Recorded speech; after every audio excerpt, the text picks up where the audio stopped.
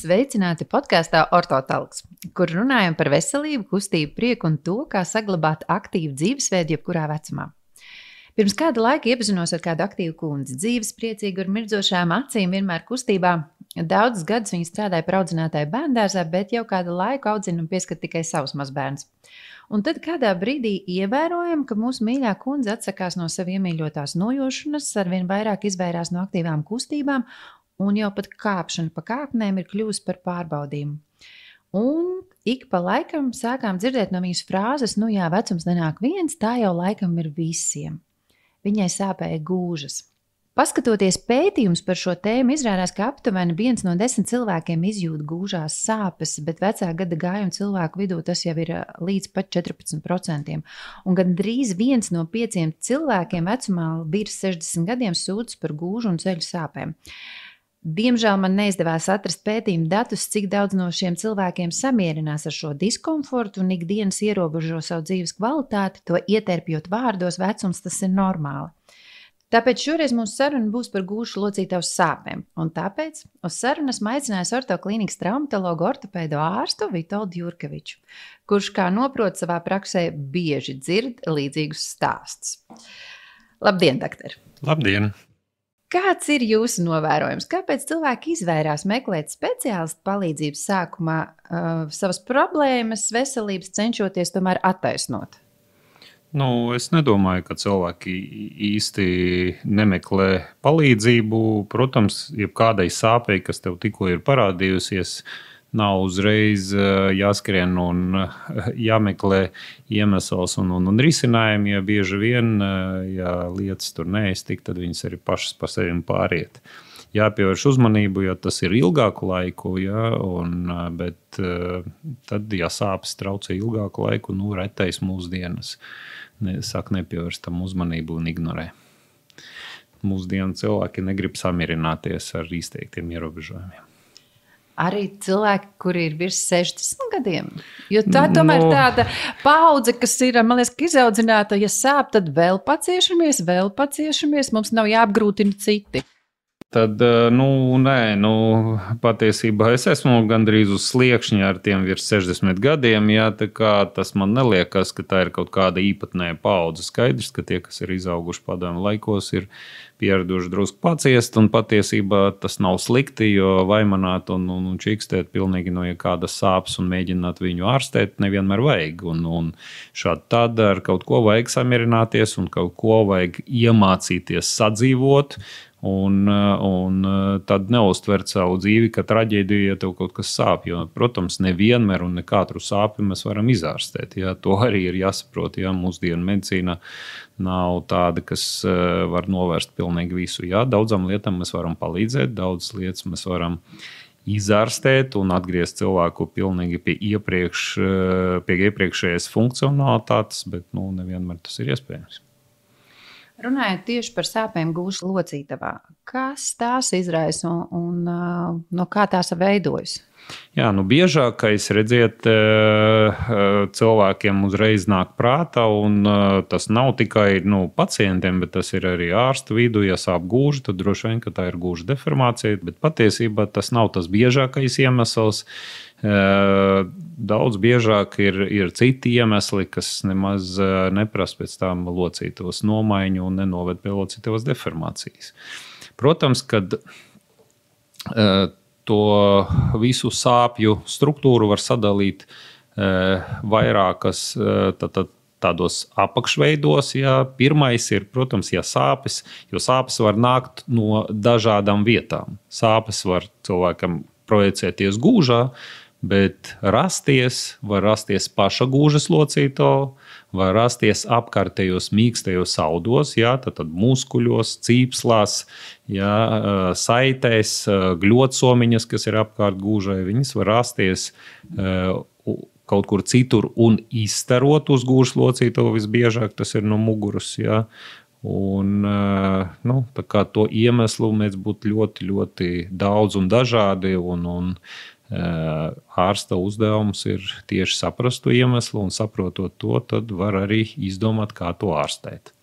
Tad, ja mēs par pirmo gūžas locītavas osteoartrītu, tad gūžas locītavas osteoartrīts, tas ir locītavas deformācija. Parasti tas attīstās ar gadiem, jā, tad locītavas kā veidojas mūsu locītavas. Locītavas tas ir 2 vai vairāk kauli, kas savā starpā savienojas un veido tādu kustīgu struktūru. Jā, vienalga, vai tas ir gūža, vai tas ir celis, vai tas ir pirksta locītava, jā, kur viens kauls sajiet kopā ar otru un veido locītavu, kaula gali vienmēr pārklāti ar tādu baltu amortizējušu pārklājumu, jeb skrimsli. Ēdot gaļu, mēs visi redzējām, ka katrs kauls no gala pārklāts ar tādu baltu cepurīti. Tas balta cepurīte tā arī ir tas skrimslis, tas amortizējošais slānis. Un tajā brīdī, kad tas skrimslis vai nu nodilst, vai nu viņš kaut kādas traumas dēļ tiek sabojāts un kaulam slodze palielinās, tajā brīdī locītava sāk sliktāk funkcionēt. Viņi sāk sliktāk kustēties, viņi sāk sāpēt, viņi sāk pampt, ja, un tā tālāk. Un tad cilvēkam parādās sūdzības. Ja, tad gūžas locītavas osteoartrīts, kad tās skrimšļa bojājums sāk parādīties vai nu ciskas kaula galviņai, vai nu iegurņa bedrītei, ja, tiem 2 kauliem, kas veido gūžas locītavu, un parādās tas sūdzības. Visbiežāk tas ir ar vecumu, bet nevienmēr tas var rasties arī dažādu ģenētisko predispozīcijas dēļ, teiksim, arī jaunākiem cilvēkiem. Tas var būt kaut kādas traumas rezultāts, ja kādēļ tā gūža, teiksim, sāk dilt arī jaunākiem pacientiem. Un tās sūdzības tad parasti ir sāpes cirksnī, ja cilvēks sāk sūdzēties par to, ka sāp cirksnis, sāk grūtāk veikt pilnu kustību apjomu. Teiksim, vēlinākās stadijas ir grūti, teiksim, aizsniegt savu pēdu, ja, uzvilkt zeķes, nomazgāt kāju, nogriezt nagus. Ja, ir grūtāk iet garākas distances. Parasti tur ir tas sāpju mehānisms ir tāds, ir starta sāpes, tad pēc ilgstošākas atpūtas grūti uzsākt kustību, tad iestaigājoties sāpes sāk mazināties un pat reizēm pilnībā pāriet. Un tad, ja tā slodze ir bijusi pietiekami ilga, tad slodzes beigās sāk sāpēt. Reizēm slodzes beigās pat nekas nesāp, bet pēc nelielas atpūtas, jā, tad tas sāpes sāk parādīties, parādās arī nakts sāpes, jā, un pēc tam atkal nākošā dienā, ja ir lielākā slodze bijusi, tad atkal tas pirmās starta sāpes būs ilgstošākas un traucējošākas. Un otrais iemesls, kas arī nav ļoti rets, un kas arī nāk tieši no gūžas locītavas, tas ir saucās avaskulāra nekroze, ciskas kaula galviņas avaskulāra nekroze. Ko tas nozīmē? Ja pirmais tas osteoartrīts, tas ir skrimšļa nodilums, tad avaskulāra nekroze ir mikrocirkulācijas traucējumi. Tad parasti tas ir ciskas kaula galviņas, kaut kāda daļa sāk slikti apasiņoties, ja, pa maziem asinsvadiem, tur veidojas tādi mazie trombiņi, ja, un nepienāk vairāk pietiekami daudz uzturvielu uz skābekli, un kauls viena vietā sāk atmirt, ja, un tad tas notiek nevis no skrimšļa puses, bet no kaula puses. Vienkārši bojājas kauls, ja, veidojas tā kaula atmiršana un kauls sāk saplakt. Un caur to sāk veidoties locītavas deformācija. Šeit tas sākums parasti ir tāds pēkšņs, ja, tad sāpes parādās pēkšņi un ir ļoti lielas intensitātes. Ja osteoartrīts viņš veidojas lēnam, pakāpeniski ļoti lēnam parādās ar vien lielākas sāpes un lielāks kustību ierobežojums, tad pie avaskulāras nekrozes tas sākas pēkšņi ar stiprām sāpēm, ar grūtām kustībām, un tādas parasti sūdzības cilvēki jau nevar ignorēt un diezgan strauji jau vēršas ar to pie ārstiem. Gūžas sāpes ir manīgas ar to, kad gūžas sāpes var izstarot uz celi. Un reizēm cilvēkiem pat nemaz gūža nesāp un sāp tikai ceļa locītavā. Un tādu pacienti ir redzēti, kas pārpratumu dēļ un nepietiekami uzmanīgas izmeklēšanas dēļ pat tika operēti ar ceļu locītavām, neskatoties to, ka viņam patiesībā ar celi viss bija kārtībā, bija gūžas problēma. Ja cilvēkam ir, piemēram, 70 gadi, un viņam sāp celis, 70 gados izdarot ceļu locītavas magnetisku rezonanci, vienmēr var atrast kaut kādas novirzes no normas. Ja, un, ja pietiekami uzmanīgi nepaskatīties gūžas locītavu, tad var pieķerties tam novirzēm un mēģināt viņus ārstēt, un reizēm mēģinot viņus ārstēt arī ķirurģiski. Un tādi pacienti patiesībā nav retums, ja, kas ir gadiem ārstējuši ceļu locītavu, patiesībā visa tā problēma ir slēpjas gūžā, un tādā veidā viņu varēja atrisināt. Tad jūs pat ieteikt, ja taisa ceļa šo magnētisko rezonanci uztaisīt arī gūžas? Nē, nekādā gadījumā. To es iesaku pašam neizdomāt nevienam, ko viņam vajag taisīt. Es iesaku, ka sākumā ar pacientu izrunājas un viņu izmeklē un paskatās ārsts, kas var pieņemt lēmumu, ko tad viņam izmeklēt. Jo pieņemot tos lēmumus uz savu galvu, var pirmkārt iztērēt nevajadzīgu naudu, un otrkārt arī to ar savām tām jau izmeklējumiem un ar savu nostāju un ar savām domām arī to ārstu novirzīt pa nepareizo taciņu, ja, un tādā veidā nedabūt īsto risinājumu laicīgi. No ka tas ir viens veids, no kā var rasties sāpes. Sāpes var nākt no gūžas locītavas. No tā, ka bojājas locītavā, tāpēc, ka bojājas skrimslis vai bojājas kauls. Ja? Tad avskulāra nekroze un osteoartrīts. Otrs iemesls, kas arī var nākt no gūžas locītavas, tas ir locītavas iekaisums. Ja? Tad locītavas struktūras ir veselas, bet iekšā locītavas kapsula ir iekaisusi, jā, viņi ir uzpampusi, un iekšā locītava ir vairāk šķidruma nekā vajag. Mums visiem katra locītava ir mazliet šķidrums, tas ir vajadzīgs, lai to locītavu, vienkāršiem vārdiem sakot, ieļot, jā, lai tas locītavas virsmas viegli varētu kustēties viena gar otru, bet pie iekaisīgam saslimšanam tas šķidruma daudzums palielinās. Ja, tad biežāk tā slimība ir reumatoīdes artrīts, bet tur ir vesels klāsts ar tām slimībām, kas ir reumatoīdes slimības. Ja. Ankilējušais spondilīts un spondiloartropātijas un psoriatiskie artrīti un dažādas infekcijas slimības, kā piemēram laima slimība, kas var izraisīt reaktīvu artrītu uz tā fona, arī locītava, teiksim, pamst un sāp.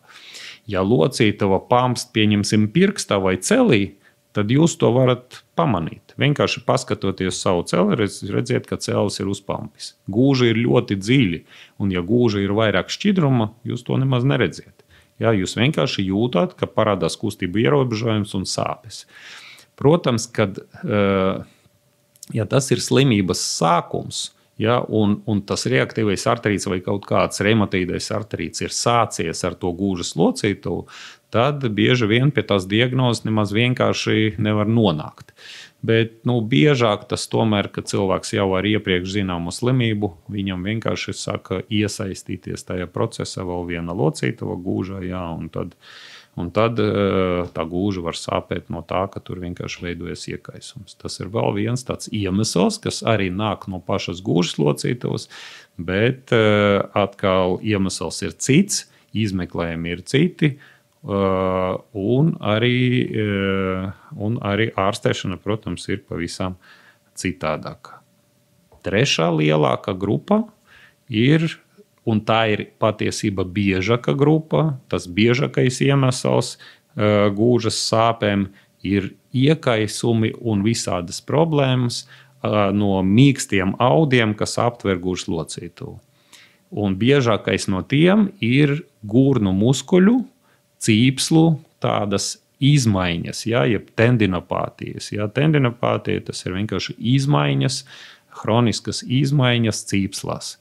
Ja, un mums ir 3 gurnu muskuļi, lielais, kas ir vienkārši vizuāli, ko mēs redzam, tas ir dibens, ja, vienkāršiem vārdiem sakot, ja, un tad vidējais un mazais, tie ir tādi svarīgi stabilizatori un rotatori tai gūžas locītavai.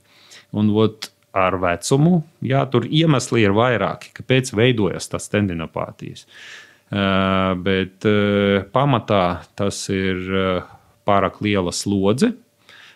Un vecums, jā, kad vienkārši struktūras sāk zaudēt savu elastību un attīstās deģeneratīvie procesi.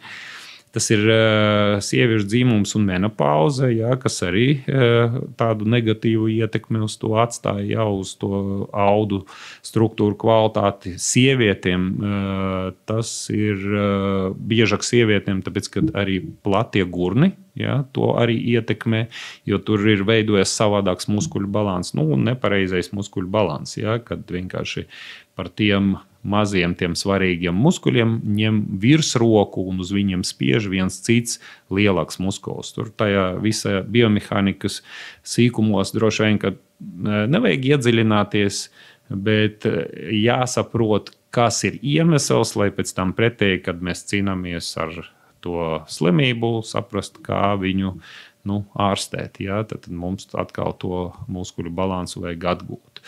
Tad šeit pacienti izjūt sāpes, parasti gūžas locītavas ārējā un aizmugurējā daļā. Ja sāpes, kas nāk no tieši gūžas locītavas, parasti projicējas cirksnī un pa augštilba priekšējo virsmu un iekšējo virsmu izstaro līdz celim. Tas ir tā kā klasika, kā sāp gūžas locītava, kad sāpes rodas paša locītava, kā osteoartrīts vai aseptiska nekroze. Ja sāpes projicējas gūžas ārējā daļa, mugurējā daļa un pa kājas ārējo virsmu, pa augštilba ārējo virsmu izstaro uz leju, tad ar lielu varbūtību tas varētu būt tas tendinopātija un bursīti. Kas ir bursīti? Ap locītavam mums ir tādas gļotsomiņas, ja, kas atļauj muskuļiem slīdēt gar locītavas kapsulu vai muskuļiem slīdēt vienu gar otru. Ja. Tas ir tādas struktūras, kas atvieglo to kustību. Un pie tādām tendinopātiem, kad iekaist muskuļu cīpslas, tad var iekaist arī tas gļotsomiņas, un tad tas nosaukums ir bursīti. Jo bieži vien tas gūžas to apkārtojo struktūru iekaisumus vienkārši pat universāli sauc par bursītiem. Ja? Un ja jūs meklēsiet internetā to sāpju iemeslu, ja, tad tur būs rakstīts, ja, kad gūžas bursīts. Tad šeit ir gūžas locītava ir pavisam vesela. Ja? Visa tā problēma ir tajos mīkstajos audos, tas sāpes ir gūžas ārējā daļā, un tas pirmais stāsts, ko Agnes stāstīja, kad ir sieviete, kam bija grūti staigāt pa trepēm, tad tieši tas ir tas, un bija sāpes naktī, tad kā izpaužas tas sūdzības? Sūdzības ir gūžas ārējā daļā, grūti staigāt pa trepēm vai pa kalnu uz augšu un uz leju, grūti celties no sēdus stāvokļa, sāpes rodas naktī, guļot uz sāna uz viena vai uz otra, gan uz viena, gan uz otra sāna, jo tajā brīdī tās cīpslu piestiprinājuma vietas, tās slimas cīpslas, jā, viņas tiek saspiestas, jā, un tad pa nakti guļot uz muguras cilvēks jūtas labi, guļot uz sāniem, parādās sāpes. Tad tā ir biežākais iemesls, vispār daudz biežāk sastopams nekā gūžas locītavas deformācija, osteoartrīts. Cilvēki ar tām sūdzībām bieži vien atnāk pie ģimenes ārsta. Ģimenes ārsts skaidrs, tas ir speciālists, kuram ir jāsaprot visu no visām slimībām, kas faktiski nevienam cilvēkam nav par rokai, jā, un pilnīgi skaidrs, ka ģimenes ārstam jāpaļaujas uz to, ko viņam uzraksta radiologs. Cilvēku, tur 50, 60, 70 gadu vecumā aizsūtot uz gūžas rentgenu, radiologs katram gadījumam uzraksta parasti, ka viņam ir osteoartrīts, un pacientu vienkārši ieraugot osteoartrīts, tad tev ir locītavas deformācija, tev ir jāliek gūžas endoprotēzes, bet patiesībā locītava ir normāla, viņa ir vesela, tur ir nelielas vecuma izmaiņas, jo, kā mēs saprotam, jebkādas izmaiņas, gūžas locītavas deformācija, viņu var pamērīt, pakāpes, jā, un skaidrs var piekasīties pie ļoti, ļoti mazām izmaiņām, kas patiesībā kaut kādā atbilstoša vecuma cilvēkam varētu būt normālas, jā, un nekādas sāpes neizraisošas. Un, protams, šī gadījumā ļoti svarīgi, ka paskatās kāds, kas var atšķirt, tā teikt, to simptomus un pareizi izmeklēt to pašu izmeklējumu.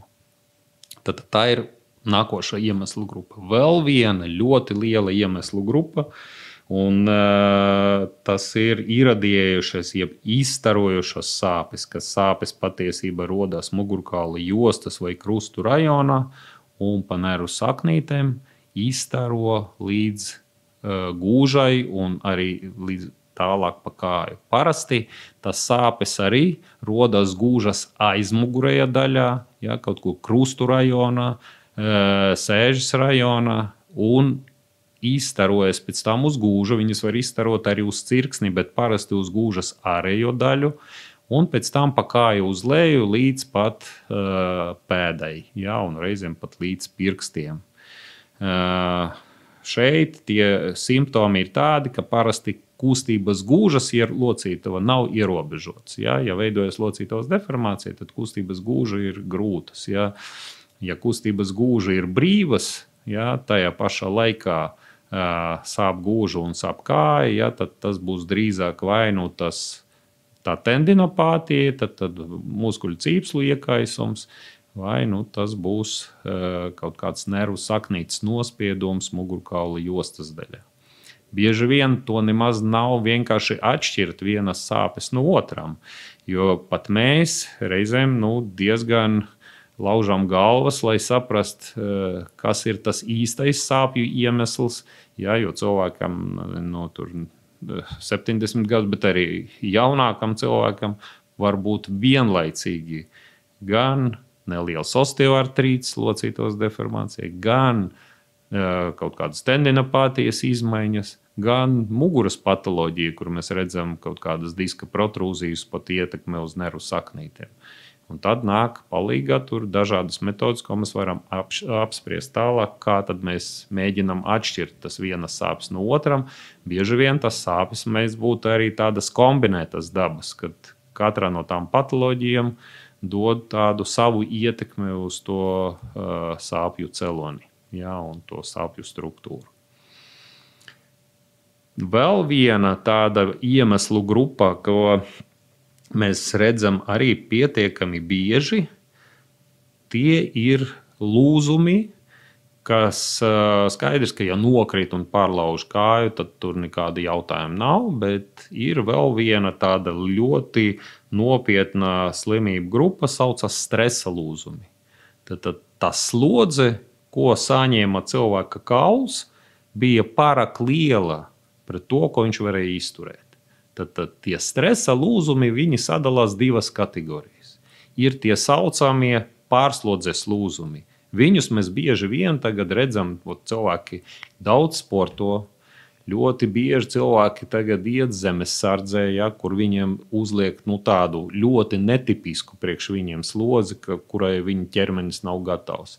Un ja tā slodze ir pārāk liela, kad ir kaut kāda sieviete, kas iestājas zemessardze, viņai uzliek tur, 20 kg mugursomu, iedod roka vēl kaut ko smagu un tad liek viņai iet 20 km pārgājienu, tad bieži vien notiek iegurņa lūzumi un augstievu kaulu lūzumi, ja, tāpēc, ka vienkārši ķermenis nav gatavs tik lielam slodzēm. Tad tie pārslodzes lūzumi, tas ir vesels cilvēks, normāls vesels cilvēks, vienkārši slodze ir pārāk liela. Ja, un ja, teiksim, pēc tādām slodzēm sāk sāpēt gūžas, tad to nevajag atstāt tāda novārta, tad ir jāskatās, ja tā slodze ir bijusi neparasti liela, tad tam laicīgi vajag pievērst uzmanību un laicīgi rīkoties. Otra kategorija ir tā saucamie mazspējas lūzumi. Ko tas nozīmē? Ka kauls osteoporozes dēļ kļūst ļoti, ļoti trausls.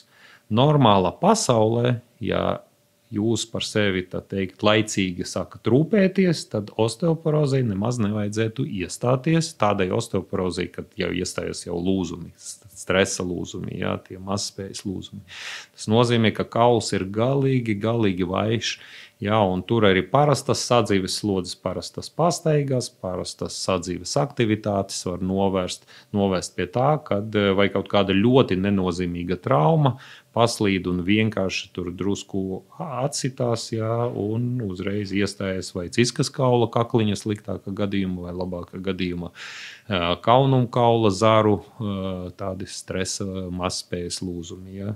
Tas parasti ir vecākiem cilvēkiem ar tādu ļoti vāju kaulu struktūru. Cik tādu pacientu nav ļoti maz, tad arī tādu lūzumu nav maz. Un bieži vien atkal pieredze piemēri no dzīves. Tad cilvēks nokrīt, 80, 90 gadi, nokrīt un sasit gūžas locīto. Izsauc ātro palīdzību, nevar paiet, ļoti sāp. Izsauc ātro palīdzību un aizved uz slimnīcu. Slimnīca izdara rentgenu un konstatē, ka nekādi lūzumi nav un aizsūta viņu mājās. Un tas vecais cilvēks, kā nevarēja piecelties, tā nevar piecelties, nevar paiet. Ģimenes ārsts viņam skaidrs, ģimenes ārstam uzrakstīja, ka nekā nav, radiniekiem skaidrs, dakteris tik paskatījies, viss ir labi. Tad nekas tur nav, un turpina to cilvēku vienkārši ārstēt. Paiet nedēļa, viņš nepaceļās, viņš turpina gulēt. Paiet mēnesis, viņš turpina gulēt. Tad domā, kas tad ir? Aizved uz slimnīcu, tad beig galā uztais rentgenu un konstatē, ka tas ir bijis vecs jau ciskas kaula kakliņa lūzums, un tā ciska kaula tur kakliņš un galviņa jau gandrīz pat ir uzsūkušies. Ja? Kas ir noticis? Vienkārši apsitot gūžu pie stipras osteoporozes, bieži vien ir tādas iekšējas, nelielas tādas kaula parādās plaisas, kas uz osteoporozes fona nevis tā kā normāli būtu jāsadzīst, bet vienkārši sāk uzsūkties. Ja, un tā rezultātā vienkārši kaula sasitums uz kaula tāda mazspējas fona pārvēršas par lūzumu. Līdz ar to jābūt uzmanīgiem. Ja cilvēks nokrīt, sasīt, viņam protams, iet runa par cilvēkiem vecākiem. Ja nokrīt, sasīt to kāju, bet paiet tur dažas dienas, un viņš joprojām nevar neko, tā teikt, aktivizēties, ja, tad viņu tālāk ir jāizmeklē obligāti, un nevar to tā vienkārši atstāt, kad gan jau tas bija tikai sasitums. Tā kā tie stresa lūzumi ir tāda pietiekami liela un nopietna grupa. Viņi nav ļoti bieži salīdzinoši ar pārējiem simptomiem, bet par viņiem vajag atcerēties. Protams, ir kaut kādas patoloģijas, kas ir vienkārši retas, bet ļoti bīstams. Tas ir gūžas rajona audzēji, jā, tie var būt gan primāri audzēji, gan metastāzes, un reizēm teiksim, cilvēks uzzina par to, ka viņam ir audzējs tikai pārlaužot kāju, kad audzēja dēļ izveidojas metastāze. Metastāze novājināja kaulu, un pie ļoti nenozīmīgas traumas vai kaut kādas ļoti vienkāršas kustības pēkšņi pārlūst kauls. Tad konstatē, ka kauls pārlūza metastāzes dēļ, un tad atrod arī primāro audzēju. Skaidrs, ja tie audzēji, kas visbiežāk metastazē uz kauliem, tie ir krūšdziedzera audzēji sievietēm un prostātas dziedzera audzēji vīriešiem. Ja? Tā kā, tā ir vienkārši tāda lieta, pa kuru nav jāatcerās varbūt pacientiem, bet vienmēr jāatcerās ārstiem, ja it īpaši anamnēze kaut kas tāds, ja, tad iepriekšējās slimības vēsture pacientam ir bijušas tādas slimības, ja, un pēkšņi sāk sāpēt locītavas vienalga, vai tas ir gūžas vai arī citas vietas, ja, tad par to vismaz ir jāpatur prāta un jāizmeklējas. Un infekcijas var rasties dažādu iemeslu dēļ, tā skaita arī tā saucamas iatrogēnas. Ko tas nozīmē? Iatrogēns tas ir, ko, tā teikt, ārsti palīdz attīstīt. Ja? Tad, ja gūžas locīto ievada medikamentus, ja, tad ir gan teoretiski, gan praktiski, ja, tas ir iespēja vienmēr kaut kādai infekcijai, ja, kā arī infekcija gūža var nokļūt arī hematogēna ceļā pa asinīm. Jā, tas ir ļoti retas situācijas, bet ļoti bīstamas, tāpēc, ka viņus ļoti reti, kad atpazīst uzreiz. Jā, un tur pat cilvēki nonāk tādos ļoti smagos stāvokļos, reanimācijā un tā tālāk. Tāpēc, ka to parasti notver pārāk vēlu, ja kad paiet jau vairākas dienas un infekcija jau kārtīgi ir attīstījusies. Šādi tas ir skaidrs, ka ir arī vēl citi daudz retāk sastopami iemesli, bet šie, ko es jau minēju, tas ir tas galvenās grupas, ko mēs varam šodien nosaukt. Jūs minējāt ļoti daudz, un es pat nevarēju iedomāties, ka tik daudz variācijas varētu būt, ja cilvēkam sāp gūža. Kas ir tie galvenie simptomi, ko cilvēkam vajadzētu ņemt vērā, ka mājas apstākļos vairs nevajadzētu turpināt savu pašārstēšanos, bet vajadzētu tiešām doties pie traumatologa un lai ārsts izsaka jau savu viedokli? Jā, skaidrs, teiksim, ar katru sīkumu nevajag iet un apgrūtināt ārstus un tērēt savu laiku un naudu. Jā, jo bieži vien tas stāsts, ka pirms nedēļas doktories te piecelos, man te iesāpējas un pārgāja. Šobrīd sāpnē, šobrīd nesāp, un jau nedēļa nesāp, un nekad agrāk nav sāpējis. Bet kas tas varētu būt? Nezinu, tas varētu būt nekas. Jā, tāpēc, kad katru dienu mums dažādu iemeslu dēļ, dažādas ķermeņa daļās, rodas dažādas sāpes, un visas viņas ir nopietnas, un lielākā daļa no viņiem nav nekas. Līdz ar to, ja mēs paskatāmies, kā cilvēku ārstē un izmeklē rietumu medicīnā, jā, teiksim, jebkāda rietumu valstī, ja jūs atnāksiet pie ģimenes ārstā sūdzību, kad jums sāp celis, vienalga vai gūža, tad jūs pat neviens neizmeklēs, neapskatīsies, jums vienkārši iedos paracetamolu ar domu, ka 90% vienkārši palīdzēs laiks, un lai to tajā laikā sevi izklaidēt, tad var padzert paracetamolu. Tad, ja nepāriet, tad nāk atpakaļ, tad tev aizsūt uz fizioterapiju, lai arī tas nepalīdz, un paiet jau pusgads, tad aizsūt uz rentgenu, un tā tālāk. Tā tas mehānisms ir ļoti lēns, tieši tāpēc, ka lielākā daļa cilvēku atvirst tāpat, tāpēc, ka viņiem nav nekā. Viņam vienkārši kaut kas tur pasāp un tā. Bet, protams, tur ir savs procents ar slimībām, kas ejot caur tādu ķēdi, nokļūst pie diagnozes pārāk novēloti. Jā, un reizēm, agrīnos posmos varēja rīkoties citādāk un efektīgāk. Tāda veidā es neiesaku darboties, bet es vienkārši ar to gribu pateikt, ka priekš medicīnas sistēmas naudas ekonomijas parasti dara tieši šādi.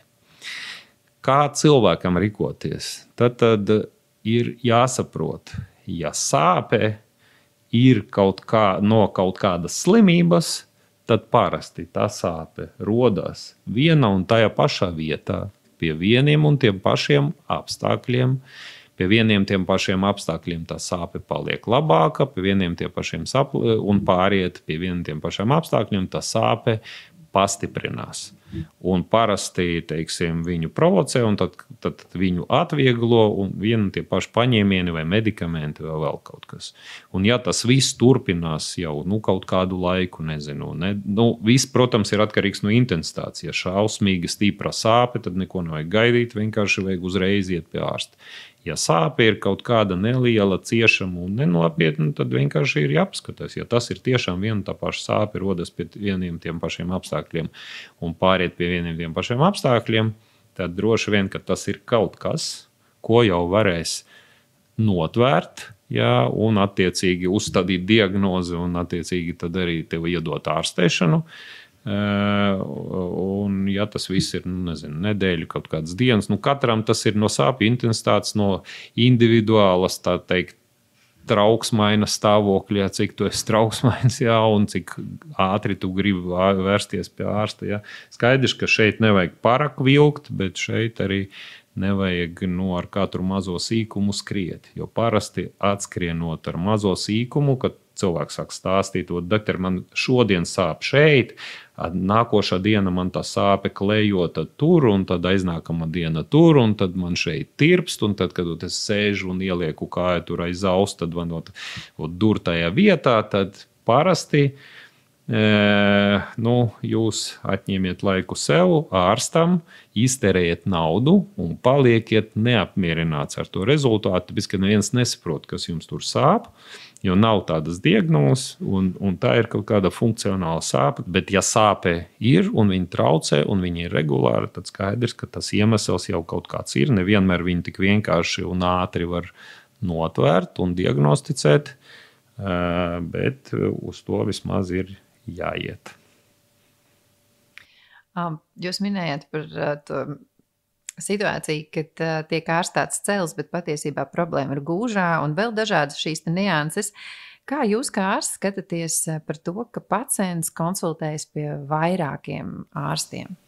Tas ir, es domāju, ka tas ir normāli. Pirmkārt ir tā, ka tad, ja izdomā, ka grib iet pie ārstā, jā, tad jau ir kaut kāda tā problēma ir tāda, kas pat neatrisinās, tad skaidrs, ka kas ārstam ir jāizdara. Ārstam ir ar cilvēku jāparunā, pēc tam cilvēku jāpaskatās, tad gūžas locītos gadījumā mēs runājam par to, kad rodas sāpes, kad sāpes pāriet, cik ilgi viņas iet, kas tam sāpēm, teiksim, kas atvieglo tas sāpes, jā, kāda ārstēšana iepriekš cilvēki saņemta pat no vienas tas sarunas, bieži vien var jau kaut kādus pirmus secinājumus izdarīt. Nākošais tā pacients ir jāapskatās, jā, ko mēs skatāmies. Mēs skatāmies, kā viņš staigā, vai viņš neklibo. Mēs skatāmies, vai kājas ir vienāda garumā, vai iegurnis ir šķīps, vai iegurnis ir taisns, jā, kā kustās, kāds ir kustību apjoms, vai ir kādi ierobežojumi gūžas locītos.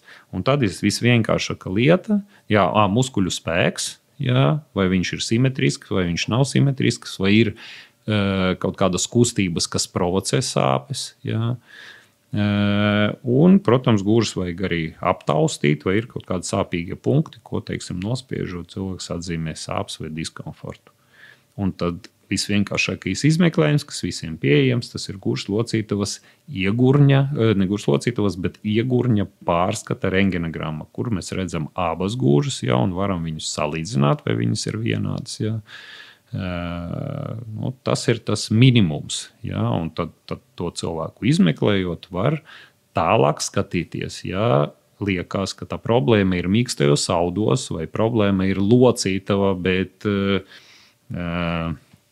gūžas locītavas rentgenogramma neko mums neparāda, jo rentgenogrammas un kompjūtera tomogrāfija. Mēs varam izvērtēt tikai kaulus, mēs mīkstos audus neizvērtējam, mēs neredzam rentgenogrammas ne skrimšļus, ne saites, ne muskuļus, ne kaulu iekaisumu, jā, paša kaula iekaisumu, teiksim, to pašu avaskulāro nekrozi, jā, tas ir kaula iekaisums, un to mēs neredzēsim tajā rentgenogrammu. Tad mēs varam nozīmēt magnetiskas rezonanses izmeklējumu, kur jau mēs varam izvērtēt kaulu struktūru, skrimšļus, cīpslas, lieko šķidrumu locītavu redzēsim un tā tālāk un tā tālāk. Tā kā tas jau ir nākošais posms.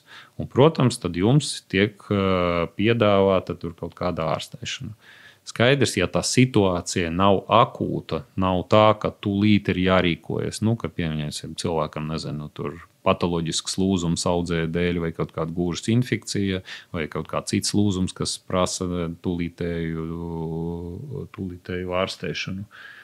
Viss pārējais parasti ir hronisks process, un viņu ārstē, tā teikt, ne tūlīt, ja, plānveida kārtā, līdz ar to vairāko ārstu viedoklis, ja cilvēkam liekas, ka tas pirmais viedoklis viņu neapmierina, nezinu, tur izmeklēšanā, vai viņi neapmierina tas viedoklis, un viņiem liekas, ka varētu būt savādāk. Ārsti arī var kļūdīties, un tas jau visā pasaulē diezgan, tā teikt, populāra lieta, second opinion. Nezinu, tur nav arī third opinion. Protams, kad ir cilvēki, kas vienkārši turpina staigāt pa apli, tur iet pie 5 ārstiem, bet tā jau ir tāda psiholoģiska problēma pašam pacientam parasti. Vai tā problēma ir tik sarežģīta, ka viņu nevar atrisināt? Protams, arī tas ir iespējams. Ja. Teipi, smēres, masāžas. Pieļauju, ka ir vēl dažādi varianti, kas tiktu pielietoti pie sāpēm, kas parādās gūžu locītavā. Protams, ka pašā sākumā cilvēks var lietot visādas visvienkāršākas pretsāpju zāles. Ja, kā ibuprofens vai paracetamols, viņš var smēris, viņš var citus uzturu bagātinātājus kaut kādus lietot. Un vienkārši ar to nevajag aizraukties, jo ibumetīns un paracetamols pietiekami efektīgi pretsāpju līdzekļi, ja viņus lietot lielas devās. Un, ja jums kaut kas sāp un jūs tur mēnešiem uz savu galvu lietojat tos medikamentus, tad droši vien, ka tas nav prātīgi. Bet 1, 2, 3 dienas padzert tās zāles, lai atvieglotu kaut kādu sāpi, kas pēc tam pāriet pati, tad es domāju, ka tas nav nekas slikts. Varbūt ir kaut kas tāds, ko noteikti nevajadzētu darīt. Nevajag vienkārši uz savu galvu dzert stipras pretsāpju zāles, kas ir receptūras medikamenti, ilgstoši. Jā, tāpēc, kad jums ir, jūsu radiniekiem ir tādas paciņas, jā, vai jums no iepriekšējiem slimībām, kas ir izrakstīts, jā, un ka cilvēks vienkārši ilgstoši dzer pretsāpju zāles, nezinot diagnozi. Jo tomēr labāk zināt, jo iespējams, ka tā ārstēšana tieši tāda arī būs, bet vismaz ir skaidrs plāns un skaidras sekas un vispārējais. Jā. Jā, tad, kad viss kaut kas ir izmēģināts un šķiet ir palikusi tikai operācija. Un mēs noteikti pēc kāda laika ierakstīsim atsevišķu epizodi arī par endoprotezēšanu un operēšanām, bet šajā sarunā nedaudz pieskaroties izvēlei operāciju. Kad gūžas operācija kļūst par vienīgo risinājumu un kā tas notiek? Visām tām diagnozēm, protams, kad ir kaut kāds ārstēšanas plāns. Jā. Ja mēs runājam par, negribas ļoti iedziļināties tajās endoprotezēšanas lietas šobrīd, bet jāsaprot, ka gandrīz nekad, protams, ir kaut kādi ļoti reti izņēmumi, bet gandrīz nekad nevar būt pa vēlu nomainīt gūžas locītavu. Un šeit ārsta uzdevums ir nodiagnosticēt, kad cilvēkam ir locītavas sabrukums, locītavas deformācija ir, ja, un tas sāpes, ko pacients izjūt, nāk no gūžas locītavas, un ka nomainot to gūžas locītavu, mēs tas sāpes varam ietekmēt, ja, ka viņas samazināsies. Ja, tad tas ir ārsta uzdevums. Tālāk to lēmumu par to, vai operēt vai neoperēt, pieņem pats pacients. Nevis parasti, bet vienmēr, ja tas ir vienkārši locītavas deformācija, no šīs slimības nevar nomirt. Ja, tas nav iespējams. Var nomirt ar šo slimību, bet ne no šīs slimības. Nākošais, gandrīz nekad šeit var būt izņēmumi, nevar būt par vēlu. Tad to operāciju var izdarīt parasti šodien, rīt, pēc gada, varēja izdarīt vakar iespējams, ja cilvēks nāk novēloti. Un var izdarīt pēc 10 gadiem, un var nekad viņu neizdarīt. Droši vien, ka pakāpeniski cilvēka funkcionalitāte samazināsies, dzīves kvalitāte samazināsies, un tā tālāk, bet nav tā, ka pēkšņi dzīve apstāsies, tāpēc, kad nav izoperēta gūža. Un šeit cilvēkiem jāpieņem lēmumu patstāvīgi, vai viņi ir gatavi iet uz operāciju un mainīt locītavu, vai viņi ar to dzīves kvalitātes, kas viņam ir, var samierināties. Ja? Tā kā katram ir savs priekšstats par to, kas ir kvalitatīva dzīve. Viens nāk un taisa operāciju, tāpēc, ka viņš nevar spēlēt tenisu. Viņš visu dzīvi spēlē tenisu, un tagad nevar, un viņam tas ir pietiekams iemesls, lai operēties. Citu atved radinieki sedratos, jā, viņš jau nevar paiet, bet joprojām baidās. Un katram no tiem cilvēkiem ir patiesība, vienkārši tā patiesība ir sava. Ja, katram savs priekšstats par to, kas ir kvalitīva dzīve, uz ko viņš ir gatavs iet un riskēt. Jo šī operācija, protams, ka viņa ir standarta, viņa ir atstrādāta un tā tālāk, bet tas joprojām ir kaut kāds risks. Tas risks nav absolūta nulle nekur pasaulē, jā, jo vienmēr ejot pie ārsta un vēl vairāk uz operāciju, uz lielu operāciju, jūs riskējat vairāk nekā vienkārši sežot un skatoties televizoru seriālu televizorā. Jā. Tā kā to lēmumu jāpieņem pašam cilvēkam. Jo šeit es redzu savā praksē ļoti dažādus pacientus. Pirms gadā mēs izoperējām 90 pāri gadu kundzi, kurai vienkārši sākās gūžas deformācija, bet ne tik nopietna. Viņa bija pēc tam pat krietni pār 90 gadiem, 93, 94 gadi, ar ļoti gaišu galvu, tādu absolūti saglabātu prātu un tādu dzīves uztveri. Runājot ar viņu, nekādīgi nevarēja iedomāties, ka cilvēkam ir tik daudz gadu. Un viņai iemesls bija tāds, ka viņa iet un dejo linīdējas, un šobrīd viņa to nevarēja vairāk darīt, un viņa atnāca pati. Parasti tādi cilvēki nāk kopā ar radiniekiem, viņa atnāca pati. Un vienkārši viņa iemesls bija izoperēties un atgriezties pie šīm te aktivitātēm. Ja viņa teica, cik man tur atlīdz dzīvot, es gribu to dzīvot tā, ka es varu iet un dejot, nevis tur dzert zāles un sēdēt mājās. Katram ir sava taisnība, un šeit mūsu